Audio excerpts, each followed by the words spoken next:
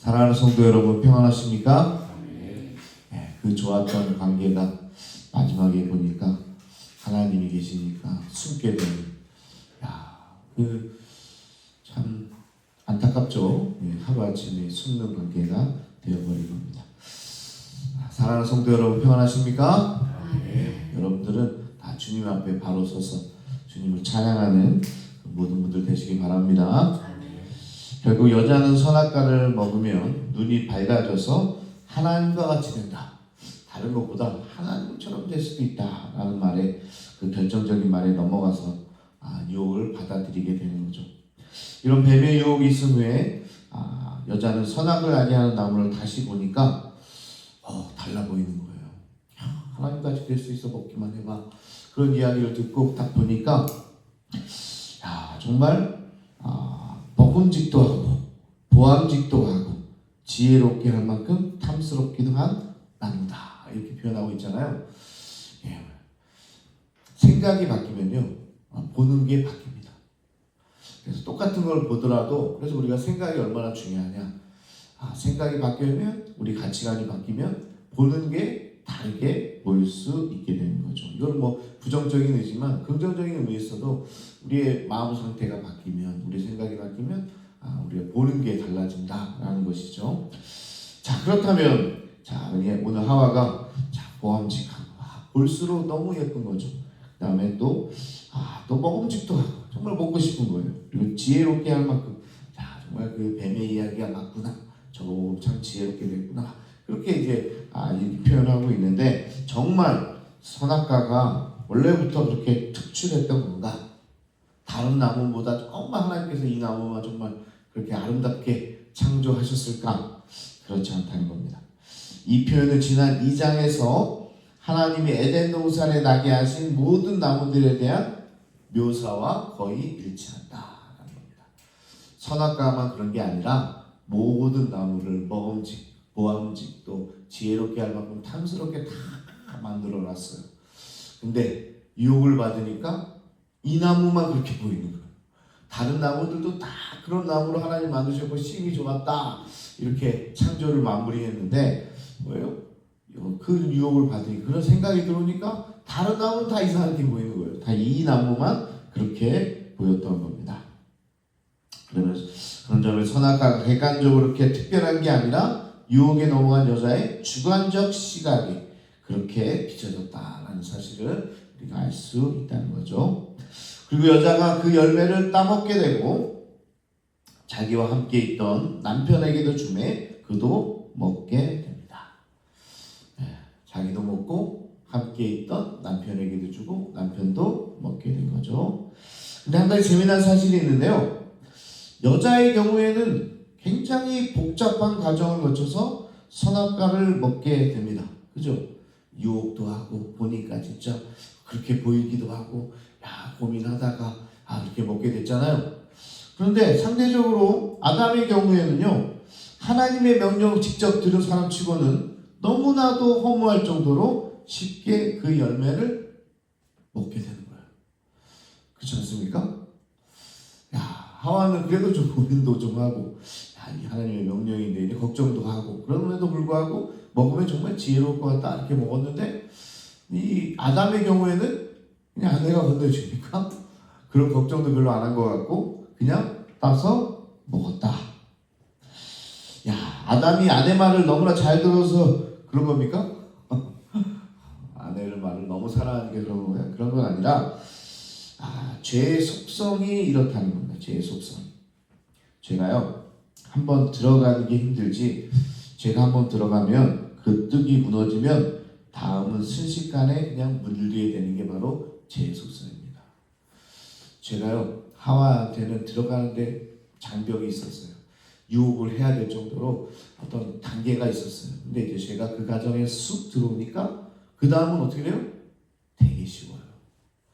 죄라는 속성이 그렇다는 겁니다. 한번 발을 들이러 거기다 딱 대면요, 두 번째는 너무 쉬운 거예요. 말려도 합니다. 말려도. 한번 해봤습니다. 그러니까 한번 그 죄에 처음 들어오는 고리를 탁 잘라내는 게 그렇게 중요하다는 거죠. 우리는 이 죄의 장악력이 이토록 무섭다는 걸 인식하고 철저히 경계해야 된다는 겁니다. 처음에 막아낼 수 있어야 된다. 또 오늘 본문 때문에 남자는 그냥 아내가 준 거 먹은 거밖에 없지 않습니까? 이렇게 그렇게 남자들은요 은근히 잘못을 여인에게 돌리게 됩니다. 여인은 고민을 많이 했다고 했잖아요. 근데 남편은 뭐예요? 그냥 주는 거 먹었잖아요. 그러니까 남자들이요 은근히 핑계를 댑니다. 우리는 아내가 준 거 먹은 것뿐에 잘못이 없습니다. 우리가 뭔 잘못이 있습니까? 자, 그러면요 이 모든 일이 이루어지는 동안에 아담은 어디에 있었을까요? 그럼 아담이 어디에 있었나? 선악을 알게 하는 나무는 동산 중앙에 있다고 이렇게 우리가 알고 있잖아요. 그러면 아담은 어디 멀리 가장자리에서 혼자 열심히 일하고 있었나요? 열심히 일하다가 아내가 지은 선악과를 그저 그냥 무슨 나무인지도 모르고 따먹었나요? 무슨 나무 열매인지도 모르고? 아니잖아요. 오늘 정확하게 성경 6절에서 자기와 함께 있는 남편에게도 주매 그도 먹은지라 이렇게 이야기하고 있습니다. 이런 일이 벌어진 동안에 아담은 어디에 있었어요? 저 멀리 있었죠? 아니에요. 같이 있었어요. 함께 있었다는 겁니다. 함께 있었어요. 그러니까 핑계거리가 될 수 없는 거죠. 성경은 아담이 하와와 함께 거기에 있었다고 우리에게 이야기하지만 어떤 이유에서는지 남자들 입장에서 그랬는지 모르겠지만 이 말씀을 받아들이기를 꺼려합니다. 이렇게 정확하게 함께 있었다고 이렇게 딱 적어놨는데도 불구하고 아니야 우리는 그냥 죽어만 먹었을 뿐이야 이렇게 핑계를 많이 대죠. 그래서 목사님 그냥 표현이 함께 있었다고 한 게 아닙니까? 그냥 부부잖아요. 그러니까 함께 있던 자들이니까 못 봤다니까요. 우리는 못 봤어요. 그냥 함께 있다고 부부니까 그런 관계적인 표현을 쓴 거 아닙니까? 정말 근접거리에 있었는지는 모르는 거 아니에요? 부부가 함께라는 표현을 그냥 쓴 거 아닙니까? 이런 반문하는 분들을 위해서 제가 한 가지 더 근거를 가지고 왔습니다. 자, 여기 함께라는 단어가 있고 또 다른 근거는 뱀이 1절에서부터 하와에게 이야기할 때 너희들은 이라는 표현을 해독적으로 쓰고 있습니다. 단수가 아니라 한 명이 아니라 너희들은 너희라는 복수형을 계속 쓰고 있는 거예요. 자, 여러분 생각해 보세요. 뱀과 하와 단 둘이 있었으면 너라는 단수를 썼을 거예요. 근데 뭐라고요? 계속 너희라는 이야기를 지금 뱀이 사용하고 있다는 겁니다. 요즘 말로 빼박입니다. 빼박. 어떻게 도저히 도망갈 수가 없는 거죠. 처음부터 같이 있었어요. 처음에 뱀이 하와를 유혹할 때부터 아담은 어디 있었어요? 그 옆에 있었는 겁니다. 근데 누구를 핑계댈 수 있겠습니까? 자, 뱀과 하와 둘 간의 대화를 이렇게 일관성 있게 복수대명사를 쓸 필요가 없었습니다. 이는 뱀이 여자를 유혹하고 있는 동안 줄곧 아담은 아내와 근접거리에 있었다는 사실을 증명해주고 이는 아내인 하와만 유혹하는 것이 아니라 뱀은 아담과 하와를 동시에 유혹하고 있는 거죠. 아니 모르겠습니다. 원래는 아담이 타겟인데 교묘하게 하와를 먼저 공격하는 수법을 뱀이 사용했을 수도 있습니다. 뱀이 강교하니까 아담에게 바로 들어가서는 좀 어려울 것 같다는 생각. 왜냐하면 그 명령을 직접 들은 사람 누구예요? 아담이죠. 하와는요 아담에게 들었어요. 그러니까 어떻게 보면 이것을 공격하기 위해서는 하와를 공격하는데 원래 공격은 누구예요? 아담을 지금 공격하고 있는 거죠. 뭐 그런 거 있잖아요. 저도 뭐 부부싸움을 하게 되면요 서로 이야기를 안 하잖아요. 부부싸움을 했으니까. 그러면 남편은 부인에게 할 말이 있는데 누구에게 합니까? 딸에게 합니다. 딸에게. 부인도 누구에게 얘기해요? 남편한테 꼭 해야 될 얘기가 있는데 부부싸움을 했으니까 말하기도 싫으니까 누구한테 얘기해요? 딸한테 이야기하잖아요. 대화의 대상이 딸내미가 아니라 서로 배우자인데 이야기를 누구한테 하죠? 잘못하면 딸에게만 계속 그러는 거죠. 저도 그런 겁니다. 싸워가지고 있으면 갑자기 사과가 먹고 싶으면 예진아 너 사과 먹고 싶지 않아? 들으라고 하는 것이요. 누구 들으라고 하는 거예요? 예신이가 무슨 사과를 그 껍질을 깎을 수 있겠습니까? 못하는데도 예신 한번 사과 한번 깎아볼래? 이렇게 얘기하면 누가 안 해보고 좀 깎으라는 얘기잖아요. 그런 비슷한 유형의 오늘 사실은 아담이 굉장히 타겟인데 아담을 보면서 말은 누구한테 하고 있어요? 하와한테 계속 얘기하면서 이 가정에 또 유혹을 통해서 이 가정을 파괴하려고 하는 뱀의 속성이라는 거죠. 그래서 타겟은 하와가 아니라 하와에게 이야기하고 있지만 아담이었다. 그러니까 남자들은요 핑계 댈 게 없습니다. 핑계 댈 게 없어요. 옆에 있었잖아요. 다 들었잖아요. 핑계 댈 게 없는 거죠. 하나님과 아담과의 관계를 파괴하기 위한 계략을 지금 이 뱀이 꾸몄다. 이 전략에 무너진 아담은 끝끝내 자신의 모든 책임을 회피하게 된다라는 겁니다. 참 쪼잔하네요, 그죠? 죄를 진 것도 쪼잔한데 책임까지도 이런 상황에 이 아내한테 돌리게 됩니다. 이 부분을 우리 다음 주에 좀 더 자세히 부부간의 관계가 어떻게 깨지는지를 좀 살펴보려고 합니다.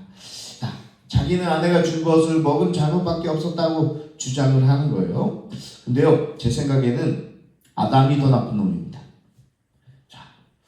그 이유가 있어요. 아담이 더 나쁘다. 아내가 선악과를 먹고도 죽지 않은 것을 옆에서 본 거예요.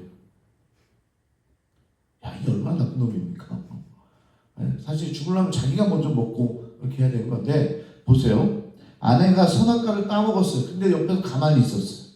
그리고 먹었는데도 안 죽어. 그러니까 하나님이 먹으면 정령 죽는다고 했는데 먹어도 괜찮네. 이 생각을 하고 있는 거예요. 그래서 그도 쉽게 받아 먹을 수 있었다는 겁니다. 만약에 하와가 한 입 먹고 우와 이랬어 봐요. 그러면 이 아담이 받아 먹었겠습니까? 정말 나쁜 놈은 아담이죠. 본 거죠. 아내가 죽든 말든 거기까지는 안 가겠지만 보니까 먹고도 괜찮은 거야. 그러니까 당신도 하나? 그러니까 그래? 나도 하나 먹어볼까? 이렇게 된 거죠.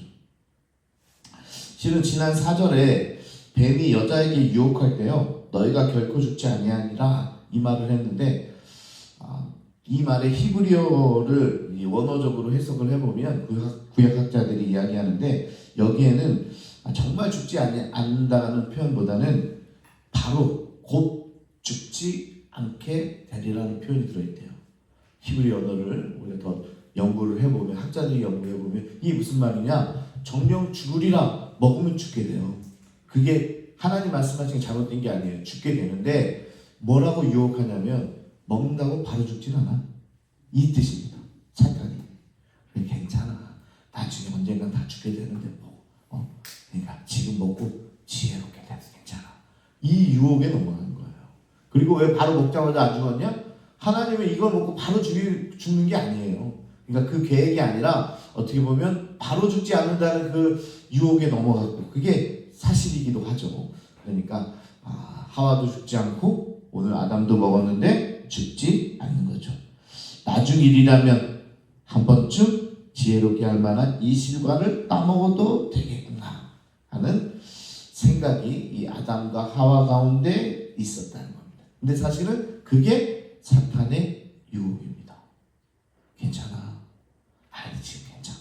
지금쯤 해도 돼. 그건 나중에 회개하면 돼. 나중에 죽을 때 이렇게 하자. 지금은 즐겨. 지금 이렇게 한다고 하나님 뭐라고 안 한다니까? 이게 뭐예요? 다?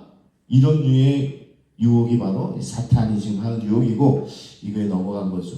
그래서 하와도 먹고 하와가 안 죽는 걸 보고 확신을 가진 아담도 너무나 쉽게 자연스럽게 받아 먹었다.